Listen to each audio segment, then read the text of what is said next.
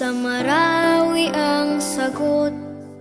Ang iisang dugo ay galit ang bumabalot. Mga walang kamuwang-muwang, kayakap ang luha at pagod.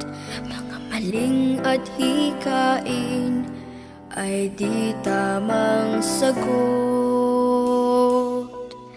Marawi, sabay-sabay nating ibabangon. Buong pagmamahal, tayo ay aahon.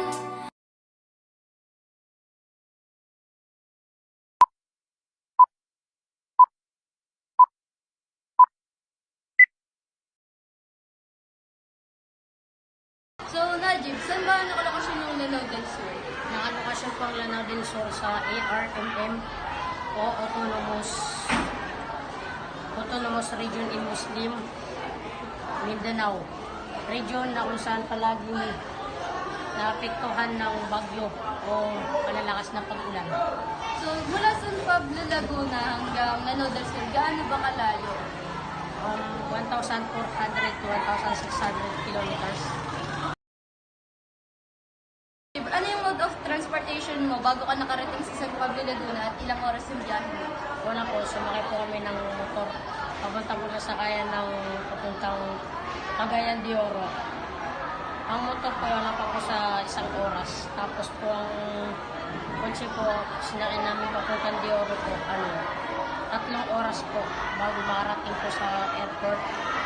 Tapos po, ang aeroplano po ay wala pa sa 2 oras. At nung bumaba na po kami sa airport, sumakay po kami ulit ng kotse. Papuntang Lipa, wala pa sa 3 oras. Inamagahan po, wala pa sa 2 oras ang biyahe namin papuntang San Pablo. Tapos, ano yung seasons o panahon sa Lanao del Sur? Wet season po at dry season. Ang wet season po ay madalas po na pag-ulan mula May hanggang October po. Tapos po ang dry season po ay mas kaunti po ang pag-ulan mula November hanggang April po.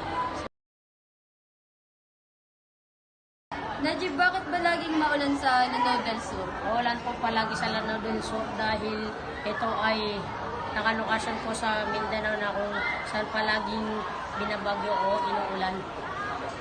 Dahil na rin sa Pacific Ocean at sa La Niña phenomenon na nagdadala ng mas malakas kaysa normal na pag-ulan.